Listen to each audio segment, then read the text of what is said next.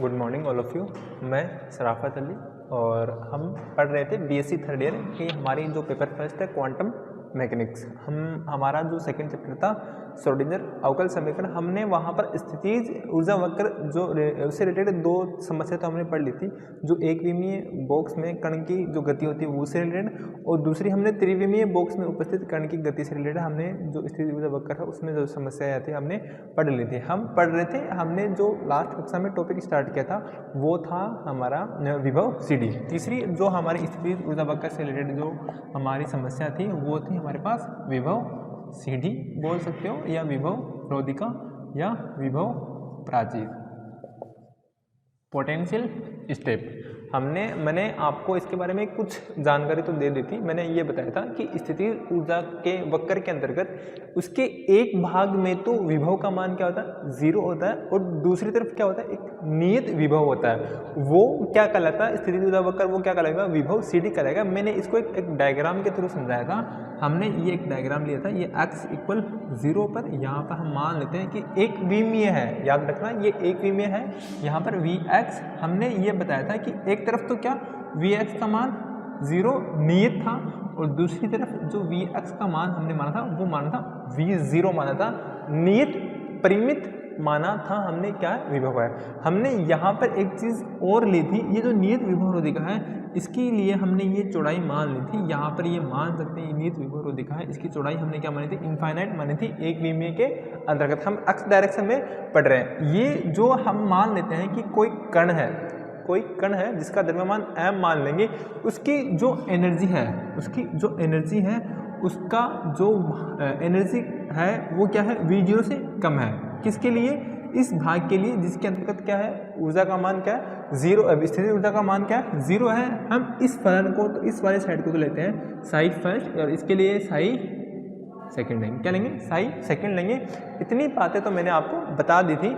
हमने नियत विभव रोधिका जो लिया है हमने वो लिया V0 लिया। हमने दो केस लिखे थे इस स्थितिज ऊर्जा वक्र से। वो क्या थे, हमारा स्थितिज ऊर्जा वक्र से क्या था कि प्रथम क्षेत्र के लिए ये फर्स्ट मान लिए, ये हमारा सेकंड। तो प्रथम क्षेत्र के लिए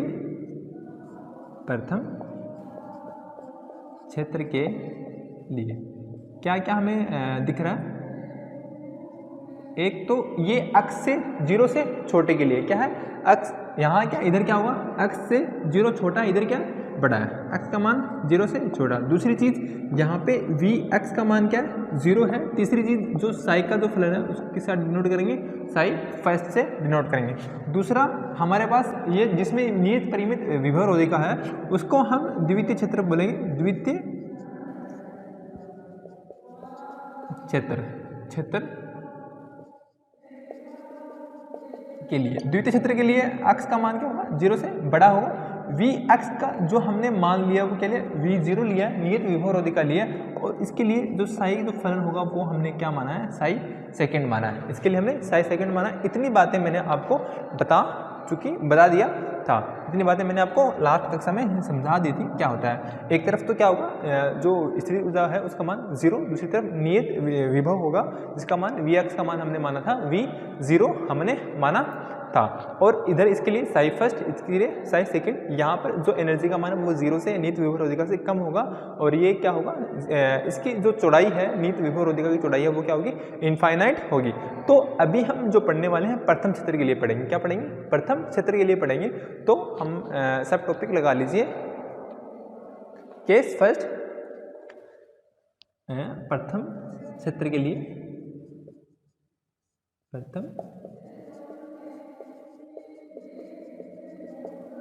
जिसमें E का मान क्या है, V0 से कम है, ये बोल सकते हैं।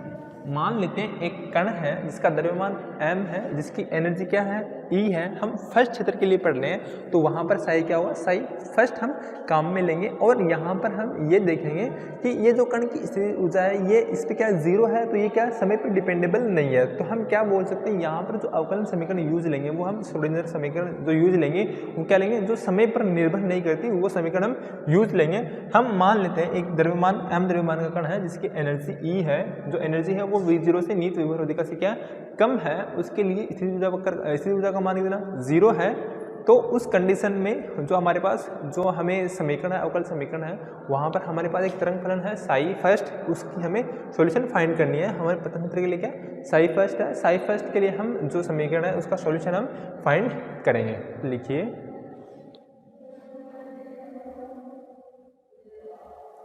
इससे लिखिए उपरोक्त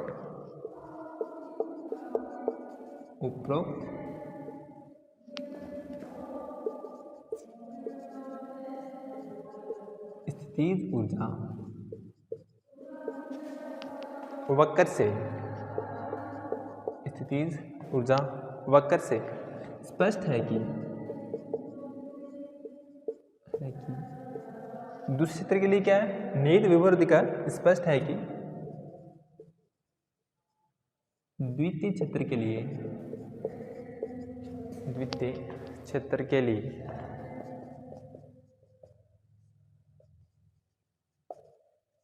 नियत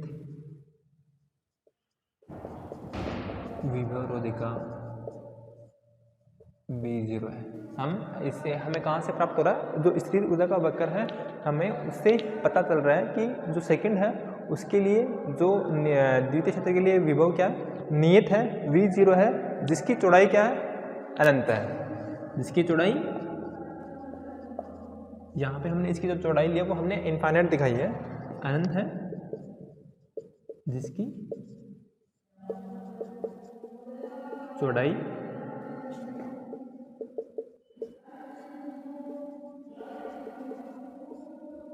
अनंत। ये सेकंड का जो हमने नियत विभव के लिए V0 है और इसके लिए इसकी चौड़ाई क्या अनंत है।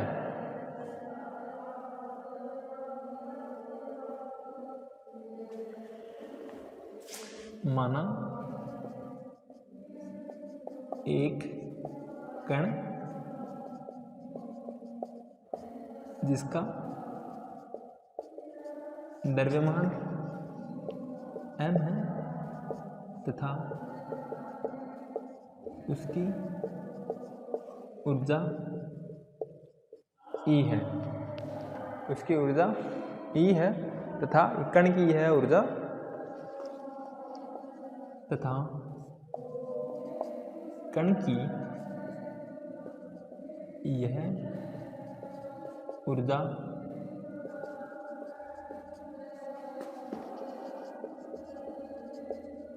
विभवरोधिका से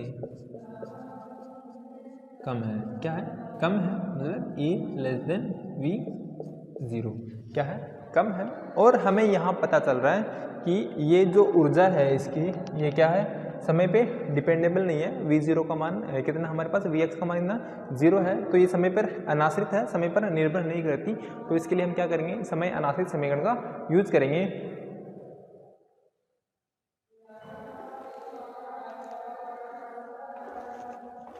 क्योंकि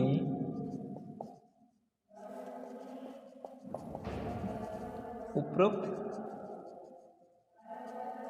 स्थितिज ऊर्जा वक्र में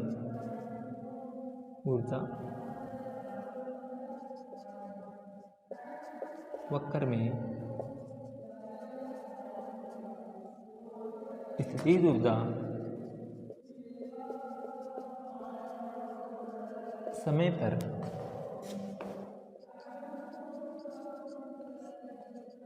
निर्भर नहीं करती है, इसलिए हम श्रोडिंगर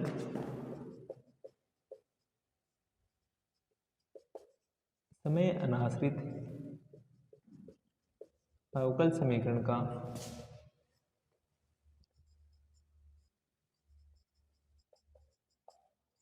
उपयोग करेंगे। किसका उपयोग करेंगे, अवकल समीकरण का उपयोग करेंगे जो समय पे डिपेंडेबल नहीं है। और हमें पता है, वी नो दैट, हम जानते हैं कि समय अनाश्रित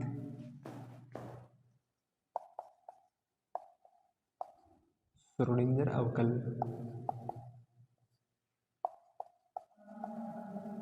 समीकरण निम्न होती है। वो क्या होती है? एच कैरेट साई बराबर ई साई। ये हमने पहले पढ़ी हुई है। जब श्रोडिंगर अवकल समीकरण हमने फाइंड की थी, समय पे डिपेंडेबल और समय पे इंडिपेंडेंट, हमने दोनों समीकरण फाइंड की थी। तो वहाँ हमने जो समय अनाशी समीकरण फाइंड की थी वो क्या थी? एच कैरेट साई बराबर ई साई। जो हमने फाइंड की थी वो क्या थी? एच कैरेट साई बराबर ई साई। जहाँ एच कैरेट क्या है? हेल्मटोनियम संकारक है। वो इसकी भी मैंने बताया था। हेल्मटोनियम संकारक क्या होता है? जो क्वांटम मैकेनिक्स में जो हेल्मटोनियम संकारक वो कुल ऊर्जा को दर्शाता है। एच कैरेट हेल्मटोनियम संकारक, जिसका जो मान होता है वो क्या होता है? एच कैरेट बराबर माइनस एच कट का square upon 2m del square plus V R स्थितिज ऊर्जा। ठीक है, ये होता है। अगर इसकी वैल्यू हम रखें तो आता है minus H cut square upon 2m del square plus V R psi बराबर ई साई। ये हमारे पास समीकरण आती है। समीकरण हम मान लेते हैं एक। क्या आ गया हमारे पास? Minus H cut square upon 2m del square plus V R psi. अब हम जो विभव सी डी लेते हैं वो एक दिशा में लेते हैं, और हम क्या कहाँ पर पढ़ रहे हैं? एक्स एक्स डायरेक्शन में पढ़ रहे हैं। तो एक्स एक्स दिशा के लिए क्या होगी?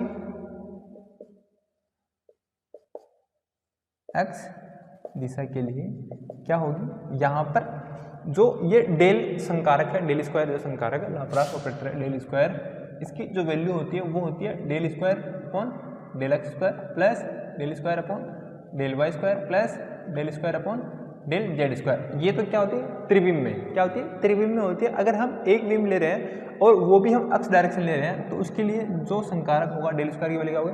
Del square upon del X square. सिर्फ हम एक डायरेक्शन ले रहे हैं उस स्थिति में, तो उस कंडीशन में ये जो समीकरण हो जाएगी वो इस प्रकार हो जाएगी minus H cut square upon 2m, और सिर्फ हम एक्स डायरेक्शन ले तो del square upon del X square plus V X direction में, और हमारे पास साई बराबर ई साई।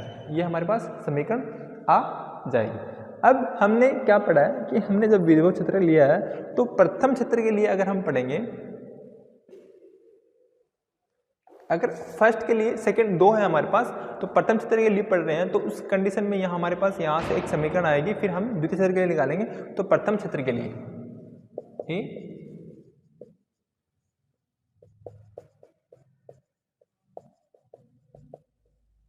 यहाँ पे ये केस फर्स्ट यहाँ पे लिख लेना। प्रथम क्षेत्र ये लिख लो केस फर्स्ट, जब ए का मान क्या हो? v से 0 हो उस कंडीशन में। केस फर्स्ट, हमारा केस फर्स्ट क्या है? ये जब ए का मान क्या हो? v0 से कम हो। प्रथम क्षेत्र के लिए क्या होगा? प्रथम क्षेत्र के लिए हमें पता है, हमने पढ़ा है कि x का मान 0 से कम है, vx का मान 0, साई के लिए साई फर्स्ट। तो उस कंडीशन में जो हमारे पास समीकरण आएगी वो क्या होगी? प्रथम क्षेत्र के लिए हमारे पास क्या है? x का मान 0 से कम, और vx का मान हमारे पास क्या है? 0, और तीसरी चीज साई का मान क्या है? साई फर्स्ट। उस कंडीशन में क्या होगा? आता है मान रखेंगे माइनस एच कट का square upon 2m del square plus sorry del square नहीं, del upon del X square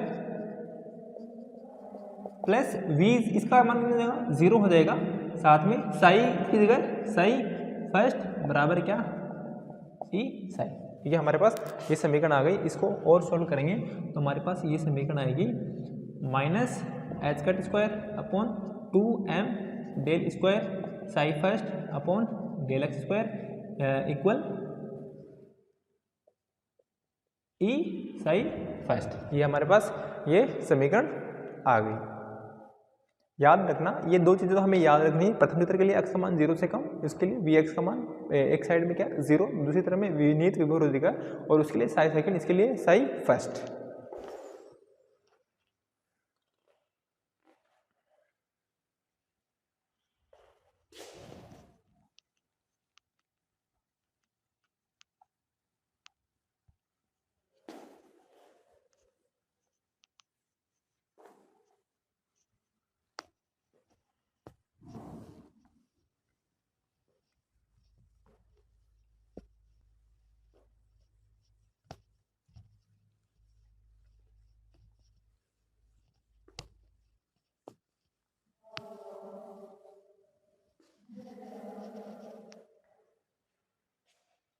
अगर हम इसको और सॉल्व करेंगे तो हमारे पास, मैं एक बार पुनः लिख रहा हूँ इसमें, करूँ माइनस एच कट का square upon 2m del square psi first upon del X square equal E psi. अगर ये हमारे पास ये क्रॉस में इधर भेजेंगे, डिवाइड में आ जाएगा, तो हमारे पास del square psi first upon del X square बराबर समीकरण क्या आएगी, ई साई, ये मल्टीप्लाई में इधर आएगा, डिवाइड में वो मल्टीप्लाई में, तो 2m तो हमारे पास ऊपर आ जाएगा, नीचे क्या आएगा माइनस एच कट का स्क्वायर। अब हम इसका ट्रांसपोज कर लें, ये माइनस का साइन तो इधर आ जाएगा, प्लस हो जाएगा del square psi first upon del X square, और प्लस का हमारे पास ये आ जाएगा, हम पहले लिख रहा हूँ 2m अपॉन एच कट का स्क्वायर ई साई बराबर क्या हमारे पास 0। हमने जो बाकी का बचा था इसका हमने ट्रांसपोज कर लिया। अब हमने इसको 2m अपॉन एच कट का स्क्वायर को हमने पहले भी एक कांस्टेंट माना, उसको बोलते हैं के स्क्वायर, तो माना 2m E upon H cut square को हम क्या मानते हैं, के स्क्वायर, क्या मानेंगे, के स्क्वायर मानेंगे। अतः और इसको मैं क्या लिख सकता हूँ, डी का स्क्वायर, डबल डेरिवेशन है, D square plus K square, और हमारे पास साथ में क्या आ जाएगा, के स्क्वायर इक्वल 0। एक सेकेंड, इसको क्या मानेंगे, के स्क्वायर मानेंगे, लिखा हमने del square psi first upon del X square plus का K square psi first, sorry यहाँ पे साई फर्स्ट इक्वल 0। दोनों में साई फर्स्ट कॉमन है, अतः del square upon del X square plus K square, बाहर क्या आ गया साई फर्स्ट इक्वल क्या आ गया 0। यहाँ से इस ऑपरेटर को हम क्या लिखते हैं, D square plus K square psi first equal 0। Sai first जो फर्स्ट तरंग है हमारे प्रथम क्षेत्र में, ये तो 0 हो नहीं सकती, तो क्या होगी 0 किसकी वैल्यू होगी, D square plus K square की वैल्यू 0 होगी। तो यहाँ पे ये लिख लेना साथ में कि psi first not equal to 0, अतः D square plus K square equal 0। अब हम यहाँ क्या करेंगे, के स्क्वायर का ट्रांसपोज करेंगे, के स्क्वायर का ट्रांसपोज करेंगे तो डी स्क्वायर बराबर क्या आ जाएगा, माइनस का के स्क्वायर, अगर हमें स्क्वायर से अंडर रूट इधर लेके जाएंगे तो अंडर रूट, तो डी बराबर क्या आ जाएगा, अंडर रूट माइनस का K square, minus under root की जो वैल्यू होती है वो होती है आयटा, क्या होती है आयटा, और के स्क्वायर का अंडर रूट क्या हो जाएगा के, और जब हम स्क्वायर से अंडर रूट में ले जाते हैं ये वैल्यू किसमें प्लस माइनस, इसकी वैल्यू क्या आ गई, डी बराबर क्या आ गया हमारे पास प्लस माइनस आयटा के, क्या आ गया प्लस माइनस आयटा के हमारे पास आ गया। अब डी बराबर हमारे पास प्लस माइनस आयटा के आ गया, तो हम इस जो समीकरण हमारी साई फर्स्ट, इसका हम सॉल्यूशन हम निकाल सकते हैं।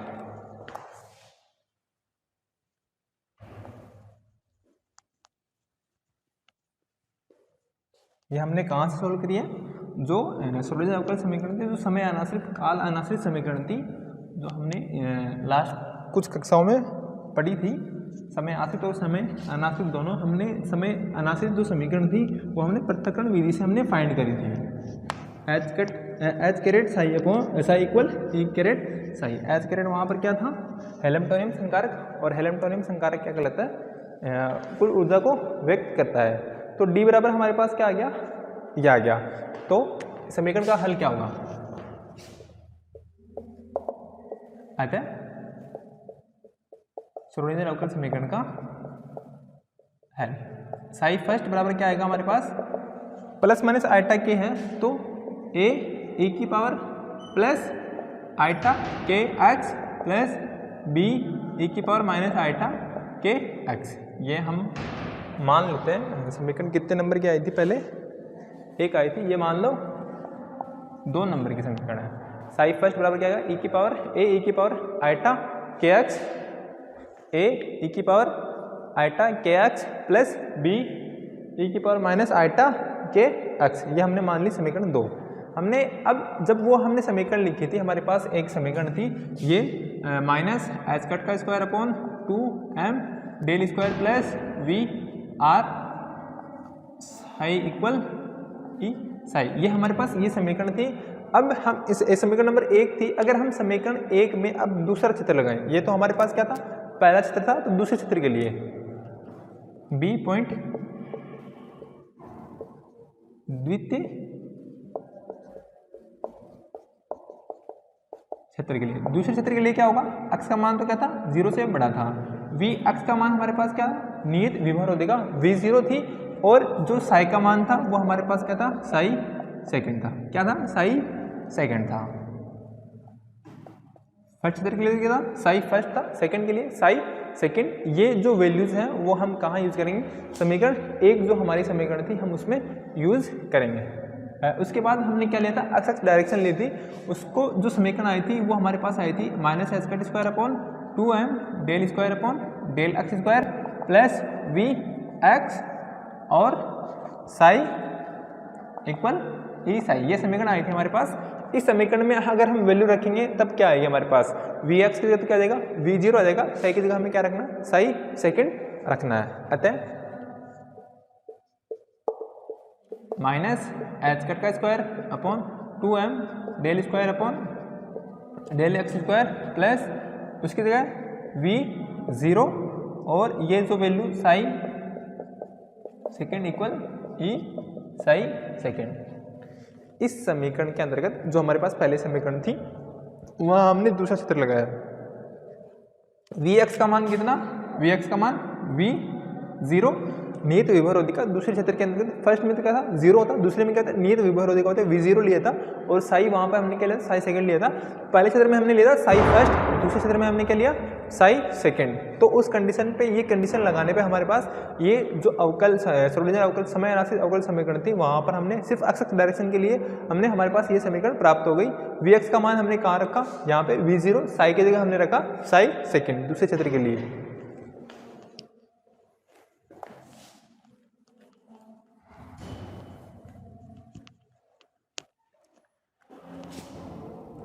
सॉल्व करेंगे, minus H cut square upon 2m del square अलग अलग psi second upon D X square bracket open कर दिया, v0 psi second equal E psi second. अगर मैं इस पूरी समीकरण के अंतर्गत minus H cut square upon 2m का डिवाइड कर दूँ तो क्या आएगा हमारे पास समीकरण, तो वो हमारे पास समीकरण आएगी, ये तो हो जाएगा del square psi second upon del X square. इसका डिवाइड किया, इसमें इसका डिवाइड किया, 1 आ गया, प्लस v0 साई सेकेंड यहाँ डिवाइड करेंगे तो जो नीचे वाला ऊपर, तो 2m अपॉन माइनस का एच कट का स्क्वायर इधर डिवाइड करेंगे तो हमारे पास क्या आएगा, E psi second into 2m upon H cut का स्क्वायर, लेकिन साथ में क्या माइनस। ये हमारे पास समीकरण आएगी। इसको अगर हम ट्रांसपोज करके लाएं तो ये हमारे पास समीकरण del square psi second upon del X square plus का, अगर इसको मैं लिखूँ 2m v0 upon minus H cut का स्क्वायर माइनस, और इधर इसको लेके आएंगे तो ये plus 2m E upon H cut का स्क्वायर साई सेकेंड इक्वल क्या हमारे पास 0। हमने इसका ट्रांसपोज किया है। दोनों में देखिए 2m अपॉन एच कट का स्क्वायर क्या है, कॉमन है। क्या है, 2m अपॉन एच कट का स्क्वायर क्या है, कॉमन है। यहाँ से अगर कॉमन लें, del square psi second upon del X square plus 2m upon H cut का स्क्वायर अगर कॉमन लेते हैं तो यहाँ पे तो बचेगा ये माइनस का v0 और प्लस का क्या बचेगा, e बचेगा, और साथ में साई क्या ले लेंगे, कॉमन ले लेंगे, e माइनस v0 बचेगा, ये ले लेंगे हम साई सेकेंड इक्वल क्या हमारे पास ये 0। और लास्ट जो हमने सपोज किया था वो था हमारा 2m E upon H cut का स्क्वायर को हमने क्या माना था, के स्क्वायर माना था। क्या माना था, के स्क्वायर माना था। यहाँ से हम ये जो इस समीकरण है इसके अंतर्गत 2m upon H cut square E minus V naught को हम कुछ मान लेंगे। हमने वहाँ पे के मान लिया था, तो हम यहाँ पे क्या मान लेंगे, k1 मान लेंगे। क्या मान लेंगे, k1 मान लेंगे। क्या मान लेंगे, k1 मान लेंगे। माना 2m अपॉन एच कट का स्क्वायर, यहाँ पे एक चीज और माइनस कॉमन लेके v0 माइनस ई को क्या मानेंगे, अरे जब हमने फर्स्ट क्षेत्र पढ़ा था तो वहां पर क्या था, ई छोटा था v0 बड़ा था, ये था। अब दूसरा क्षेत्र है, यहाँ पर क्या होगा, e का मान बड़ा होगा तो बड़ी से छोटी हम निकालेंगे, तो e माइनस वी जीरो करेंगे वो माइनस में आएगा। तो हमने क्या सपोज कर लिया, पहले वी जीरो माइनस ई कर लिया। यहाँ पे e का मान क्या है, बड़ा है, नहीं सॉरी, e का मान क्या है, छोटा है, और वी जीरो का मान क्या है, बड़ा है, तो वी जीरो माइनस ई। इसको हम एक मान लेते हैं, हमने वहाँ पर k माना था, इसको मान लेते हैं k1 का स्क्वायर। क्या मान लेते हैं, k1 का स्क्वायर। हमने उसको माना था k का स्क्वायर, हम सेकंड को मान लेते हैं k1 का स्क्वायर। जब हमने लास्ट समीकरण सॉल्व की थी वहाँ पर समीकरण आई थी 2m e upon H cut का स्क्वायर, उसको हमने सिर्फ k स्क्वायर बना था। क्या बना था, k स्क्वायर बना था। इसको हम यहाँ पर मान रहे हैं 2m अपॉन एच कट का स्क्वायर वी जीरो माइनस ई बराबर k1 का स्क्वायर, वो वैल्यू रखेंगे यहाँ पे। अतः वैल्यू रखने पे हमारे पास क्या आएगा, del square psi second upon del X square.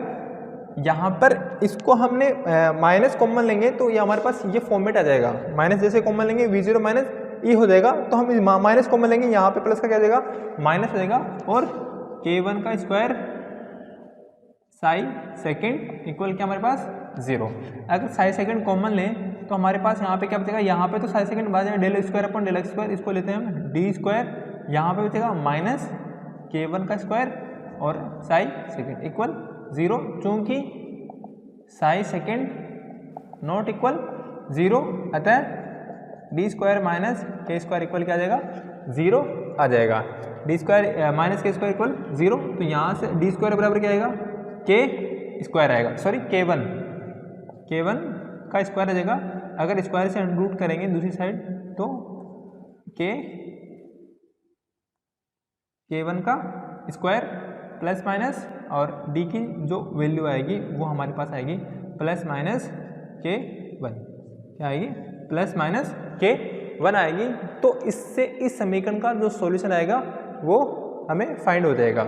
d बराबर क्या आएगा, k1। यहाँ से हमने जब पहले दो कांस्टेंट माने थे a और b माना है, तो यहाँ पर हम जो कांस्टेंट मानेंगे वो हम c और d मान लें। क्या मान लेंगे, c और d मान लेंगे। ये जो d है अवकलन के लिए है, डेल अपॉन डेल एक्स के लिए, डबल डेरिवेशन के लिए डेल स्क्वायर हमने सिर्फ एक अवकलन के लिए है डेल अपॉन डेल एक्स, वो हम लेंगे कोई कांस्टेंट। तो अतः समीकरण का जो सॉल्यूशन होगा वो क्या होगा, अतः समीकरण का हल क्या होगा, साई सेकंड क्या होगा, c e की पावर आइटा तो है नहीं, आइटा के तो हमारे पास है नहीं, सिर्फ क्या है k1 साथ में x प्लस d e की पावर माइनस k1 x, क्या है k1 x। ये हमारे पास समीकरण मान लो 3, कितनी आ गई, समीकरण 3 आ गई। और अगर हम यहाँ पे इनकी वैल्यू फाइंड करना चाहें, कि हमारे पास क्या आ गई, समीकरण 3 आ गई।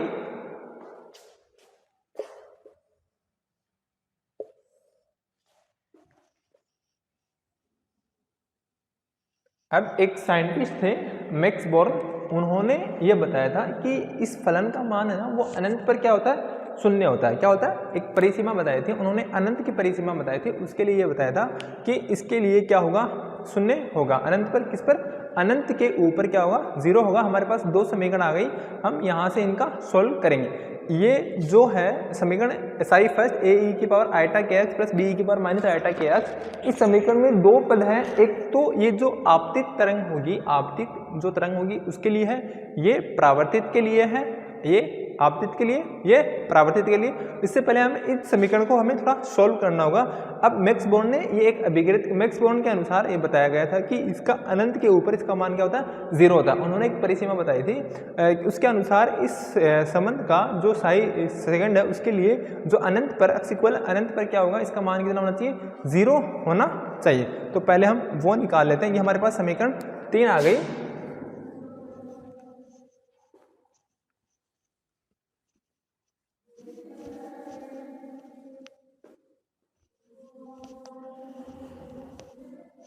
लिखो, मैक्स बोर्न के अभिगृत के अनुसार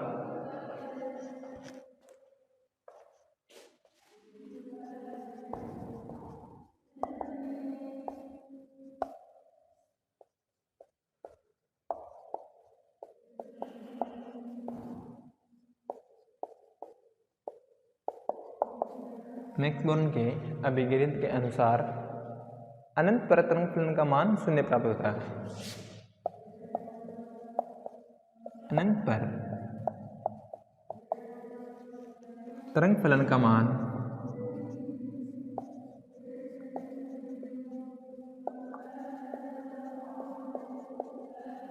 शून्य प्राप्त होता है। तो साई सेकंड का मान अनंत पर x इक्वल अनंत पर क्या होगा, 0 होगा। वैल्यू हम रखेंगे c e की पावर इनफाइनाइट, हमने x इक्वल इनफाइनाइट रखेंगे, प्लस d e की पावर माइनस इनफाइनाइट इक्वल क्या, 0। अब कुछ e की पावर इनफाइनाइट और e की पावर माइनस इनफाइनाइट की जो वैल्यू होती है वो क्या होती है, e की पावर इनफाइनाइट की जो वैल्यू होती है वो होती है इनफाइनाइट, और e की पावर माइनस इनफाइनाइट की जो वैल्यू होती है वो क्या होती है, 0 होती है। e की पावर 0 की वैल्यू 1 होती है, e की पावर इनफाइनाइट की वैल्यू इनफाइनाइट, और e की पावर माइनस इनफाइनाइट की वैल्यू 0 होती है। ये याद रख लेना, तेरे भी काम आएगी। ठीक है, e की पावर 0 की वैल्यू तो 1 होती है, इनफाइनाइट पर इनफाइनाइट होगी, और e की पावर माइनस इनफाइनाइट की वैल्यू क्या होगी, 0 होगी। वो वैल्यू हम यहाँ पे रखेंगे, तो ये तो हो जाएगा इनफाइनाइट 1/0 आएगा, और ये क्या हो जाएगा 0। तो ये पूरी टर्म तो क्या हो गई, 0 हो गई, और ये टर्म 0 हो गई, तो मतलब यहाँ पर इस c का मान है वो क्या आ जाएगा, 0 आ जाएगा। यहाँ से c इक्वल 0। अतः समीकरण 3 से हमारे पास जो समीकरण आएगी वो क्या होगी, समीकरण 3 वो रही हमारे पास। यहाँ पे c की वैल्यू 0 प्राप्त हो गई है, तो यहाँ पर अगर 0 रखेंगे, 0 को इससे मल्टीप्लाई करेंगे, ये पूरी टर्म 0 बचेगी। कौन सी टर्म, ये सिर्फ d e की पावर माइनस k1 x। तो साई सेकंड बराबर बचेगा हमारे पास d e की पावर माइनस k1 x। ये मान लेते हैं समीकरण नंबर 4। अब हमारे पास 2 समीकरण प्राप्त हो गई। साई फर्स्ट का सॉल्यूशन तो ये रहा, साई सेकंड का सॉल्यूशन ये रहा। अब इस समीकरण के अंदर 3 पद हमें दिखाई दे रहे हैं। एक तो a e की पावर आइटा के एक्स, प्लस दूसरा पद b e की पावर माइनस आइटा के एक्स, और तीसरा जो पद है हमारा वो है d e की पावर माइनस k1 x। ये जो 2 समीकरण हैं ये हमारे लिए विभव सी डी के जो 2 क्षेत्र थे, फर्स्ट और सेकंड, जिसमें एक में तो क्या होता है विभव रोधिका का मान 0, मतलब स्थिति ऊर्जा वक्र का मान 0, दूसरे में स्थिति ऊर्जा कुछ होगी, जिसके लिए हमने क्या मतलब v0 माना था। एक के लिए इसका सॉल्यूशन हमारे पास ये रहा, एक क्षेत्र के लिए, दूसरे क्षेत्र के लिए सॉल्यूशन इसका ये रहा। अब इस समीकरण के अंतर्गत हमारे पास 3 स्टेप दिखाई दे रहे हैं। एक जो a e की पावर आइटा के एक्स है, ये आपतित जो तरंग होगी, जो कण हमारे पास आ रहा है वो आपतित हो रहा है, उसके लिए तरंग फलन है। b e की पावर माइनस आइटा के एक्स है, ये जो कण परावर्तित होगा उसके लिए तरंग है। और जो साई सेकंड d e की पावर माइनस k1 x है, जो आपतित होने के बाद परावर्तित हुआ, फिर उसके बाद क्या हो गया, वहां से निकल गया, वहां से क्या निकल गया, वहां से निकल गया, उसके लिए ये तीसरे पद a e की पावर आइटा के एक्स है, ये तो आपतित तरंग फलन को डिनोट करेगा। ये दूसरा b की पावर माइनस आइटा के एक्स परावर्तित तरंग फलन को डिनोट करेगा। और जो तीसरा है ये पारगमित, जो वहां से फाइंड आउट हो गया, उसके लिए उस पद को डिनोट करेगा। तो लिखिए